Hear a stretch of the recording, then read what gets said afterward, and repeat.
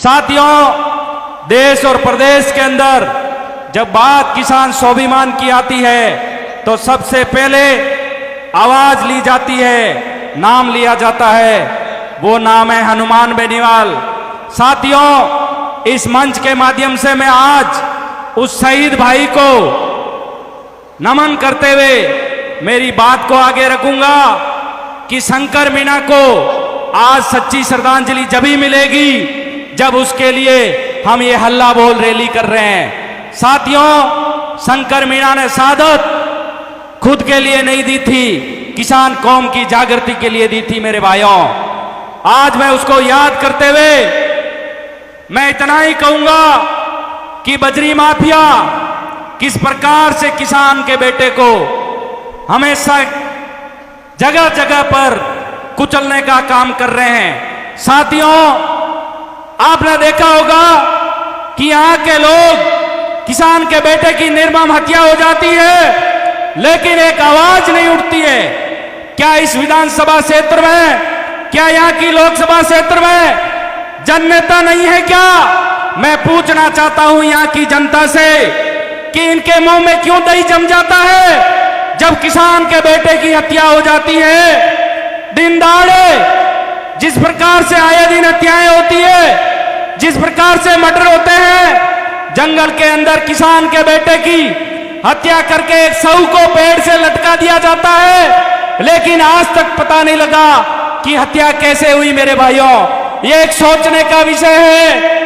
आप देखो जिस प्रकार से माफियाओं के हौसले बुलंद हुए हैं, इस हौसलों को, इन माफियाओं को कोई कुचलने का काम करेगा तो प्रदेश और देश के अंदर एकमात्र नेता है, वो नेता है हनुमान बेनीवाल, राष्ट्रीय लोकतांत्रिक पार्टी। मेरे भाइयों, आपने देखा जब बात किसान स्वाभिमान की आई तो कड़कड़ाती ठंड के अंदर शाजापुर बॉर्डर पर 65 दिनों तक किसी ने देश के अंदर संघर्ष किया किसान स्वाभिमान के लिए, वो थे हनुमान बेनीवाल। साथियों, अलवर के अंदर एक मूक बधिर बालिका का बलात्कार हो जाता है, लेकिन कोई नहीं बोलता।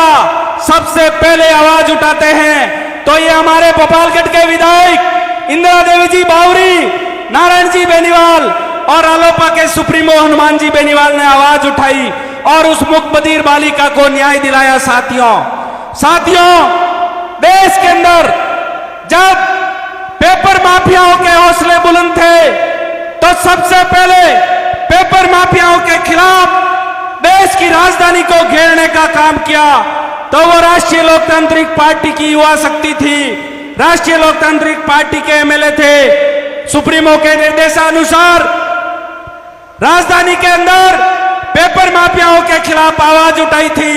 नेताजी हमेशा से कहते थे कि ये दोनों का मिलाजुली का खेल है। वो मिलाजुली का खेल आपके सामने आ चुका है। आपने देखा वसुंधरा की सरकार के अंदर कालीन चोरी घोटाला गहलोत साहब ने दबा के रखा। गहलोत साहब की सरकार के अंदर 2000 करोड़ का परिवहन घोटाला बीजेपी ने दबा के रखा।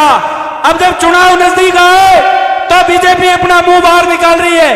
कहां गए थे ये लोग? 4 साल तक किसान खून के आंसू रो रहा था, डीजल 100 पार हो गया, महंगाई आसमान छू रही है, किसानों को खाद और बीज के लिए लाइन में लगना पड़ रहा है। भाइयों, किसान के बेटे कोचिंगों के अंदर दम तोड़ रहे हैं, लाखों रुपए खर्च करके पता चलता है कि पेपर आउट हो गया। 2013 से लेकर आज तक लगातार पेपर आउट होते जा रहे हैं, लेकिन राष्ट्रीय लोकतांत्रिक पार्टी के सुप्रीमो के अलावा किसी ने आवाज नहीं उठाई। मेरे भाइयों, अब कुछ लोग बोल रहे हैं इस मामले को कि आरपीएससी भ्रष्ट है, तो नेताजी ने आज से कई सालों पहले आरपीएससी पे आरोप लगाया था। मेरे भाइयों, आप याद करना वो दिन नेताजी ने कहा था इन दोनों का मिलाजुली का खेल, जो गहलोत साहब ने हाँ की थी कि वसुंधरा जी और हम मिले हुए हैं, मेरी सरकार बचाई।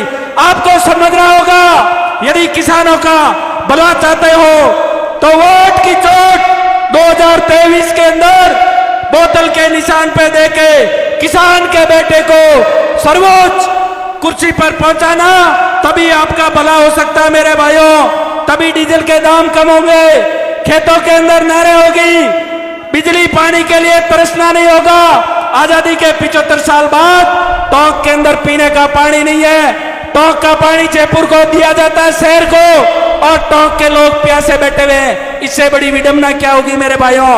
मैं ज्यादा समय लेके इतना ही कहूंगा कि इस बात को ध्यान में रखना है कि किस प्रकार से किसानों के साथ अत्याचार हो रहा है, और ये लोग बदल बदल के अलग अलग भेड़िए आपके बीच में आएंगे, आपको बरगलाएंगे, लेकिन किसान स्वाभिमान को झुकने नहीं देना मेरे भाइयों। साजिश चाहे कितनी देनी पड़े, लेकिन किसान स्वाभिमान बचा रहेगा।